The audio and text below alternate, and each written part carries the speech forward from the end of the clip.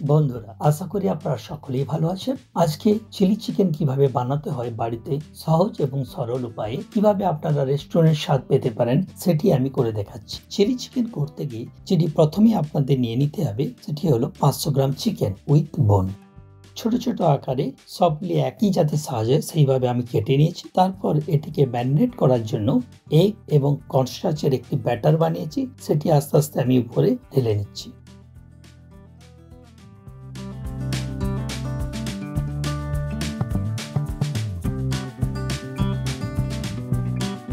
তারপর আমি কিছু ময়দা অ্যাড করব। এক্ষেত্রে দেখবেন ময়দা যেন খুব একটা বেশি না হয়। তারপর আমি কিছু বেসন ব্যবহার করেছি।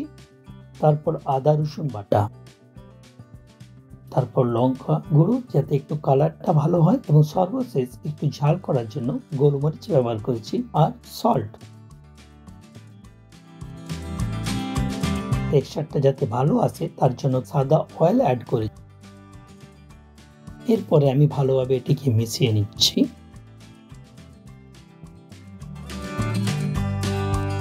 যদি দেখেন মিশিয়ে নেবার পরে একটু জল জল বা পাতলা ভাব থেকেছে, তাহলে কিন্তু আপনারা কর্নস্টার্চ একটু অ্যাড করে নিতে পারেন। দেখতেই পাচ্ছেন আমি আর একটু কর্নস্টার্চ অ্যাড করে নিলাম। এরপরে বেশ ব্যাটারটা একটু ভালো হয়ে গেছে আর একটু টাইট হয়ে গেছে। এটিকে এবারে আমি সাইডে রেখে দেব 15 to 20 মিনিটস, এবং এর মধ্যেখানে আমি আরেকটি মশলা তৈরি করে নেব। যে মশলাটি তৈরি করতে আমি 6 স্পাইসেস ব্যবহার করেছি। প্রথমেই ব্যবহার করেছি দারচিনি, তারপর স্টার অ্যানিস বা তারাফুল আপনি বলতে পারেন, একটি বড় এলাচ এবং 3টি ছোট এলাচ,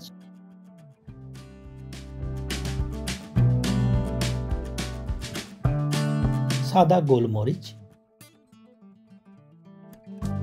আর নিয়েছি শাহি জিরা।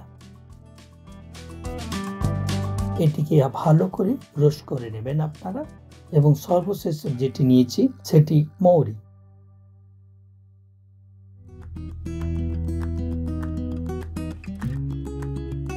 ঠান্ডা করার জন্য আমি একটি পাত্রে ঢেলে রাখছি, এবং এর সাথে আমি কিছু সুগার মিশিয়ে নেব যাতে পাউডারটা আরো ভালো হয়, এবং এই সুগারটা আপনার সসটা বানানোর সময় স্বাদটাকে ব্যালেন্স করতেও কাজে লাগে। তারপর আমি একটি ননস্টিক প্যানে চিকেনগুলিকে ফ্রাই করে নেব। সাদা তেল অ্যাড করে নিয়েছি, এবং সাদা তেলটি গরম হতে হতে আমি এই যে 6 স্পাইসেস মশলাটিকে আমি পাউডার করে নিচ্ছি। তেলটি গরম হয়েছে কিনা দেখে নেবেন প্রথমে। তারপর চিকেনটিকে বের করলাম ফ্রিজ থেকে। এর মধ্যে দেখে নিলেন পাউডারটি ভালোভাবে তৈরি হয়ে গেছে। এটিকে সাইডে রাখবো, সস বানানোর সময় ফিনিশিং এর সময় এটি কাজে লাগবে। এরপর চিকেনগুলিকে ওয়ান বাই ওয়ান একটি করে, যাতে না একটার সাথে আরেকটা জড়িয়ে যায়, সেভাবে আমি বেশ ভালো গোল্ডেন ব্রাউন কালার করে ফ্রাই করে নিচ্ছি।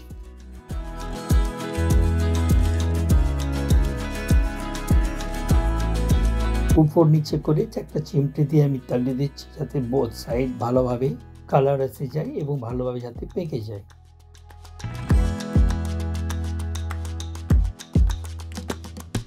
এরপর এগুলিকে দেখতে পাচ্ছেন ভালোভাবে গোল্ডেন ব্রাউন কালার এসে গেছে। এবার এগুলিকে চিকেনগুলিকে আমি অল্প অল্প করে তুলে নিচ্ছি।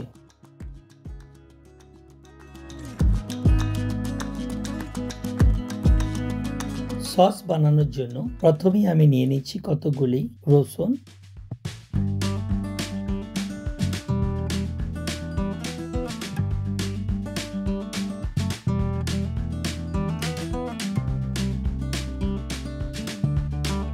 এবং আদা। রসুনটিকে আমি চপ করে নিয়েছি এবং আদাটিকে আমি জুলিয়ান কাট কেটে নিচ্ছি, মানে লম্বা লম্বা কাটিং।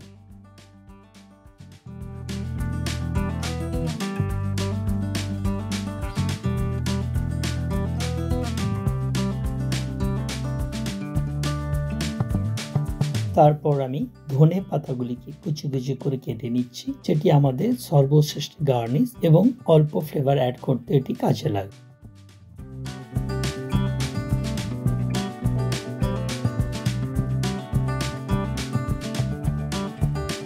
এখানে একটা টিপ, ধনে পাতাতে অসংখ্য মাটি এবং ছোট ছোট বালিকণা থাকে, তার জন্য আমি এটিকে চপ করার পর অবশ্যই একটি পাত্রে জল ঢেলে রেখে দেবেন, তাতে বালিগুলো নিচে পড়ে যাবে। এবারে সসটি বানানোর জন্য একটি ননস্টিক প্যানে অল্প পরিমাণ তেল নিলাম। যে তেলটা আমাদের চিকেন ফ্রাই করে বেঁচেছিল সেই তেলটি, তাতে আমি পেঁয়াজের সাদা অংশ,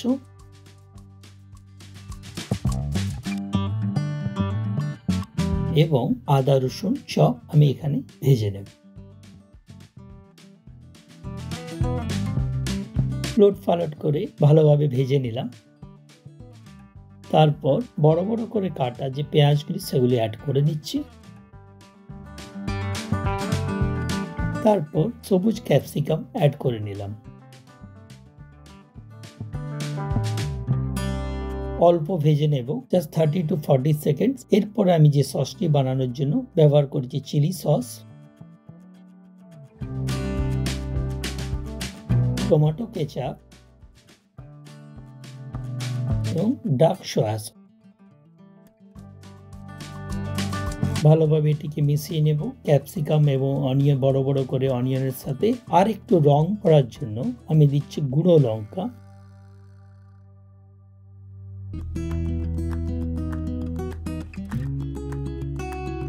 এবং এই চিকেনগুলিকে এরপরে আস্তে আস্তে আমি ঢেলে দিচ্ছি। এবারে আস্তে আস্তে আমরা চিকেন যে ফ্রাইগুলি আমরা করে রেখেছি সেগুলি সসের সাথে আমরা মিশিয়ে দেব। ভালো করে মেশানোর পর ফিনিশ করছি আমরা গ্রিন চিলি। আমাদের ম্যাজিক মশলা 6 স্পাইসেস,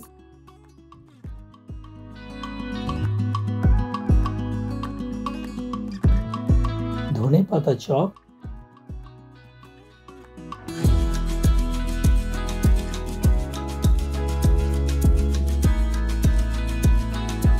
আমাদের চিলি চিকেন ড্রাই রেডি এবং আমরা সার্ভিং করা পাত্রে আস্তে আস্তে আমরা সার্ভ করার জন্য নামিয়ে নিই।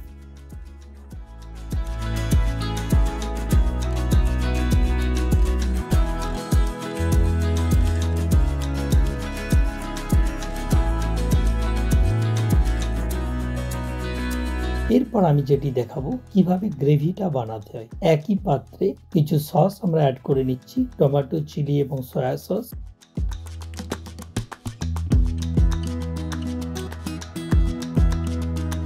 আদা রস এবং কর্নস্টার্চ টেকনিকের জন্য। তারপর অল্প 30 to 40 সেকেন্ডস আমরা এটাকে কুক করব এবং আমরা ফিনিশ করব আমাদের 6 স্পাইসেস মশলা এবং গ্রিন ক্যাপসিকাম দিয়ে। আরো কিছুক্ষণ কুক করে নেব যাতে র ফ্লেভারটা চলে যায় ক্যাপসিকামের। তারপর আমরা টমেটো কেটে তারপর আমরা টমেটো অ্যাড করে আমাদের গ্রেভি রেডি। সার্ভিং করা পাত্রে আমরা তুলে নিচ্ছি। আশা করি আমাদের রেসিপিটি ভালোই লাগলো। আপনারা কমেন্ট করতে ভুলবেন না। এইভাবে নিত্য নতুন রেসিপি পেতে অবশ্যই আমাদের কমেন্ট বক্সে জানাবেন। আমি সামনের দিনে আবার একটি নতুন রেসিপি নিয়ে আপনাদের কাছে উপস্থাপন করব। Thank you so much. সবাই ভালো থাকুন, সুস্থ থাকুন।